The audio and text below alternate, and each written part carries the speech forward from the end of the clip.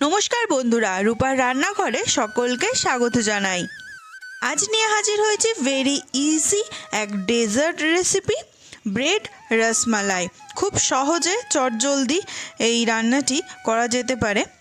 সামনেই জামাই ষষ্ঠী, এরকম একটা চটজলদি ব্রেড রসমালাই জামাইয়ের জন্য এই স্পেশাল দিনে করাই যেতে পারে বাড়িতে। আমি কিভাবে রান্নাটি করে থাকি সেটাই আজ আপনাদের সাথে শেয়ার করব। চলুন তাহলে রান্নাটি শুরু করা যাক।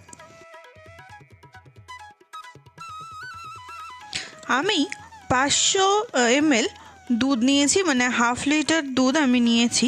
আমি ফুল ফ্যাট মিল্ক ব্যবহার করেছি, আপনারা যে কোনো দুধ নিয়ে নিতে পারেন। ভালো করে নাড়াচাড়া করে দুধটাকে ফুটিয়ে নিচ্ছি। প্রথম থেকে শেষ অবধি দেখার অনুরোধ রইল। আমি একটা বাটিতে গরম দুধ তুলে রাখছি। আবারও ভালো করে আমি দুধটাকে ফুটিয়ে নেব। আমি দুধটা ফুটে এলে এবার ফ্লেমটি একটু লোতে করে দেবো। এবার দুধটাকে আমি বেশ অনেকক্ষণ সময় ধরে ফুটিয়ে নেব। আর চারধার থেকে যে মালাইগুলো জমছে সেগুলো কিন্তু দুধের মধ্যে আবার দিয়ে দেবো। দিয়ে দিচ্ছি 2 চামচ মতো গুঁড়ো দুধটা এবার দিয়ে দিচ্ছি একটা ছাঁকনির সাহায্যে, যাতে দুধের ডেলাগুলো না যায়, সেই জন্য চামচের সাহায্যে আমি একটুখানি ওগুলোকে গুলে নিচ্ছি ভালো করে। আমি 2 চামচ মিল্ক পাউডার ইউজ করেছি, আপনারা তার থেকে একটু বেশিও ব্যবহার করতে পারেন।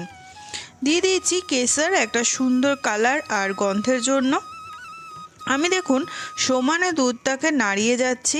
যা সরগুলো জমছে সেগুলো কিন্তু ওই দুধের মধ্যে দিয়ে দিয়েছি। আর দুধের কালারটা দেখুন কিভাবে চেঞ্জ হয়ে গেছে, খুব সুন্দর একটা কালার আর গন্ধ হয়ে গেছে। দিয়ে দিয়েছি সামান্য আমন্ড আর কাজু বাদাম, আপনারা আপনাদের ইচ্ছে মতো দিয়ে দেবেন। আমি দিয়েছি 1/4 কাপ পরিমাণ চিনিটা পুরোপুরি অপশনাল, যে যেমন মিষ্টি খেতে চান সেরকম চিনি দেবেন। আমি হাফ লিটার দুধের জন্য 1/4 কাপ চিনি ব্যবহার করেছি। দিয়ে দিয়েছি এলাচের দানা, আপনারা এলাচের গুঁড়ো দিতে পারেন, বাজারে ইজিলি অ্যাভেলেবেল। ভালো করে নাড়িয়ে চাড়িয়ে এটা কিন্তু প্রায় রিডিউস করে নিয়েছি হাফ পরিমাণে। রসমালাই রেসিপিটি খুবই সহজে বাড়িতে তৈরি করা যেতে পারে। আমি কিন্তু এই রকমই থিকনেস রেখেছি, কারণ দুধটা ঠান্ডা হয়ে যাওয়ার পর একদমই কিন্তু মানে আরও একটু ঘন হয়ে যাবে। এবার এটাকে একটু ঠান্ডা করে নেব। নিয়ে নিয়েছি হোয়াইট ব্রেড, মানে আমি ব্রাউন ব্রেড নিইনি, ব্রাউন ব্রেডে খেতে ভালো লাগে না। আমি একটা গ্লাস নিয়ে নিয়েছি, ওটাকে দিয়ে ব্রেডের মধ্যে দিয়ে ভালো করে কেটে নিচ্ছি। একটা গোল শেপ হয়েছে, খুব সুন্দর একটা। আবারও দেখিয়ে দিচ্ছি, একটা গ্লাসের সাহায্যে আমি পাউরুটিটাকে গোলভাবে কেটে নিচ্ছি। আপনারা কুকিজ কাটার দিয়েও কিন্তু কেটে নিতে পারেন। এই মালাইটা কিন্তু ঠান্ডা হতে দিয়েছি। এভাবে সমস্ত ব্রেডগুলো আমি কেটে নিচ্ছি। ব্রেড রসমালাই রেসিপিটি কিন্তু খুবই ভালো, খেতে খুবই সুস্বাদু হয়। দেখুন আমি সবটাই গোল শেপে কেটে নিয়েছি, আপনারা আপনাদের ইচ্ছা মতো শেপ দিয়ে দিতে পারেন।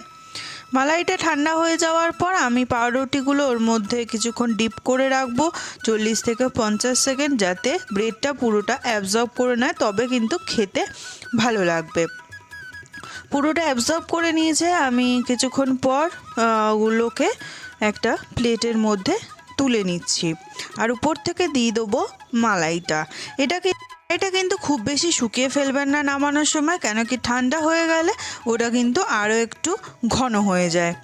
একদমই রেডি হয়ে গেছে। আমি কিছু বাদাম কুচি আর আমন্ড কুচি দিয়ে সার্ভ করে নিয়েছি। রান্নাটি আপনাদের কাছে কেমন লাগলো আমাকে কমেন্ট করে অবশ্যই জানাবেন। অবশ্যই বাড়িতে একবার ট্রাই করবেন। হয়ে গেছে একদমই নরম তুলতুলে ব্রেড রসমালাই। আমার চ্যানেলে নতুন বন্ধু হয়ে থাকলে চ্যানেলটিকে সাবস্ক্রাইব করার অনুরোধ রইল। আজকের মতো এইটুকুই, দেখা হচ্ছে নেক্সট কোনো রেসিপি নিয়ে। ভালো থাকবেন, সুস্থ থাকবেন আর সকলকে ভালো রাখবেন। নমস্কার।